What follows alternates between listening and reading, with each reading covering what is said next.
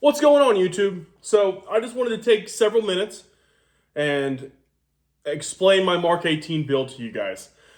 I know last year, prior to the pre-brace rule, I had this configured a little differently. I had an extensive 25-minute conversation that realistically could have been summed up in 10 minutes. So it may have deterred a lot of you guys from paying attention to this video.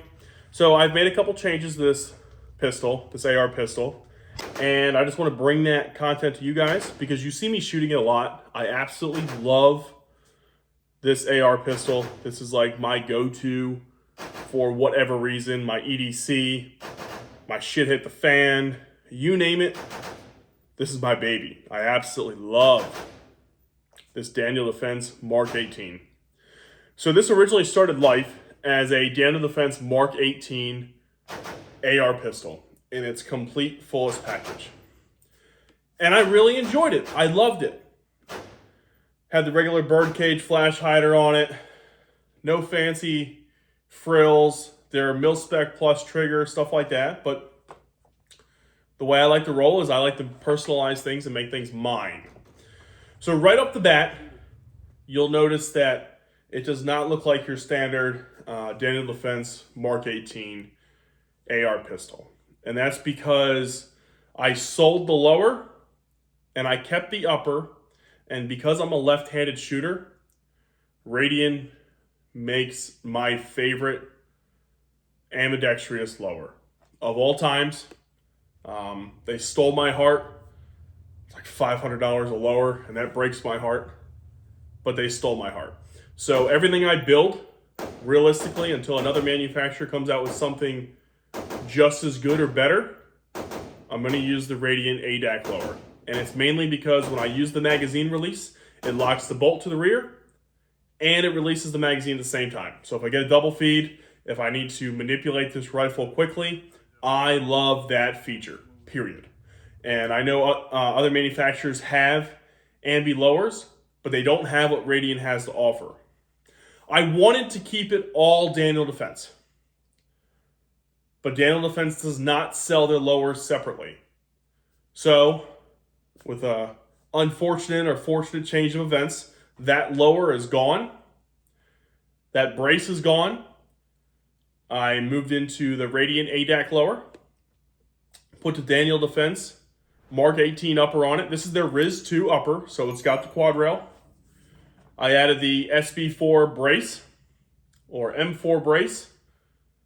And because I wanted to carry this on a daily basis in my Vertex Gamut bag, I put the LOL Tactical folder on it.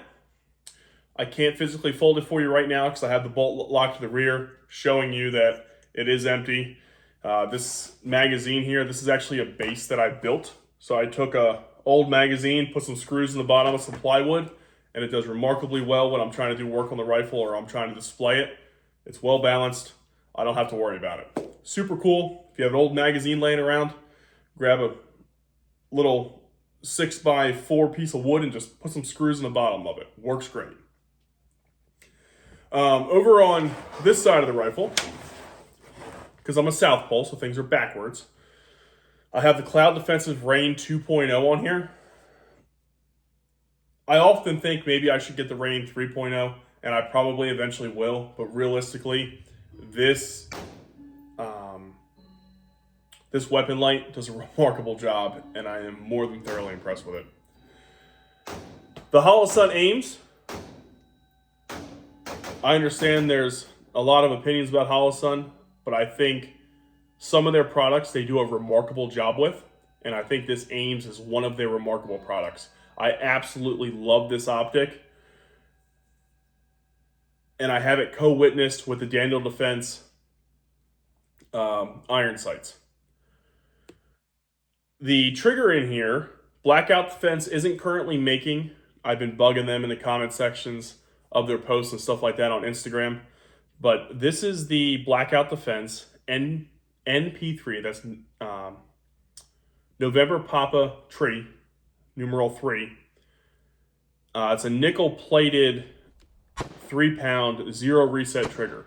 I've emphasized this in videos in the past, but this is my favorite trigger of all time, period. And I can shoot this rifle so well with that trigger. Blackout Defense triggers is all I'm throwing in all of my rifles henceforth. I just did a 300 Blackout build. It's not a scrap build, but I pieced it together. And I used the Blackout Defense hybrid curve trigger because that's all I could find. But it still does a remarkable job. Last I heard from Blackout Defense through the comment sections is they are looking for another vendor to get the NP3 coating for it. So even though it was a 3-pound trigger, how I understand it, that NP3 adds lubricity to the trigger itself. So this 3-pound trigger appears to be lighter than what it is.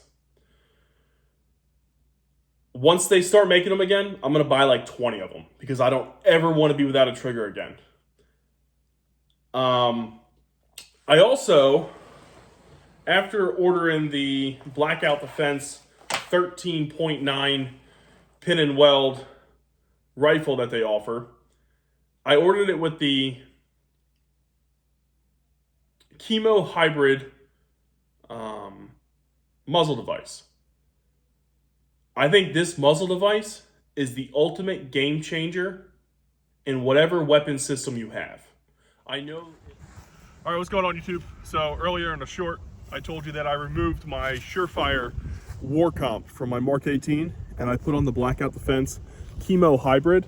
So I had this on a 13.9 and I thoroughly enjoyed shooting it with the 13.9. So during their little Black Friday event, I went ahead and ordered one. And I want to see how it's going to do on the Mark 18 compared to how the War Comp did. So I have 15 rounds here. I'm not going to spend a lot of time doing this. But I want to see if I notice any significant difference, just in feel alone for right now, between the two of them. And if I feel this one's worse, I'm just going right back to the War Comp. So let's see what we got here. I'm not going to shoot the steel, Chad. I'm just going to get a feel for it, that's all.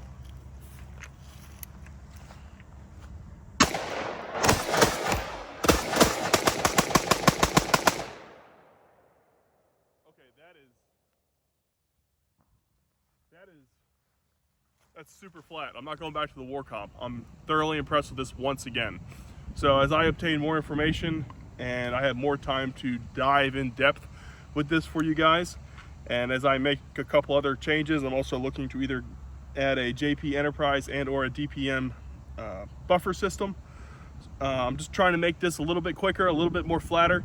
Just offhand, the 15 rounds I shot with that, it is a whole lot flatter than it is with the War Comp. So let's roll with that for right now, and I'll continue to keep you guys updated. I know it all plays a role, but this is a game changer.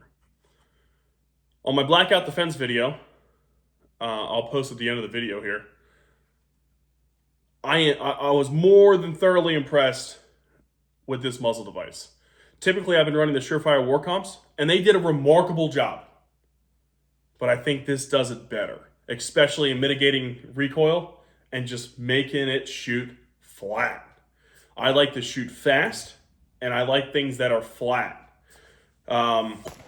So I took the Surefire War Comp off of my Mark 18, and it kind of hurt me a little bit when I did, because I was in love with that muzzle device. When I put this on, night and day difference. Night and day difference. And I was impressed with the War Comp. It was the 3-prong War Comp, if you were curious. I never heard any prong ding or anything. It never bothered me. I've never encountered that. If you guys have, I'm not calling you liars. I've just never encountered it. If you're looking to upgrade your rifle just a little bit, try this muzzle device out. We were shooting it at the range yesterday, in indoor range. I haven't shot at night yet. But from what I have gathered, the War Comp versus this muzzle device, out of the 10.3 barrel, the flash signature is about identical. I didn't notice any drastic differences between the two of them. Where else did I want to go with this conversation? I also added the Wilson Combat Grip here. I was reading this is an off variant of the BCM. I forget what mod, but one of their grip pistol grips. For some reason, I don't know why I keep buying the Wilson Combat grip, but I just love the way it feels, and that's about it. If it costs $5 more than BCMs because it says Wilson Combat, so be it. I just enjoy this one. I don't know if the angle's different. I don't know if it's the grip texture. I don't know if it's design. I'm not sure. I just like it a little bit better. And I'm not like a Wilson Combat fanboy either. I just like this pistol grip a little bit better. And that's not saying Wilson Combat doesn't do great stuff because they do. But I just love this pistol grip. So I just wanted to bring this to your attention real fast. I don't want to waste a lot of your time. We're at 9 minutes right now. I apologize. It's still better than the 25-minute video from before. But the upper is all stock from Daniel Defense. You just have the Radiant ADAC lower, the 45-degree safeties, the Blackout Defense trigger, Blackout Defense muzzle device, Cloud Defensive, pistol light, the Holosun aims, and the Daniel Defense iron sights. All right, guys, if you have any questions, you guys are going to ask, what is this? This is the stock sock. So the stock sock is just a stock, it's like a felt material that goes over the buttstock or over the pistol brace, and it allows you to add tourniquets or your glow sticks or whatever else you want to throw in there. But this is like your little to-go pack everywhere this rifle or this pistol goes. So, any comments, guys, leave it in the comment section below. I am going to upgrade this buffer spring as well, probably to the DPM Systems buffer spring, just to make it a little bit quicker and a little bit more flatter. But realistically, once I make that change, I'm going to sit back and just be in awe of what I've done here. With these small little minute upgrades, I am more than thoroughly impressed. All right, guys, finally, have a good one.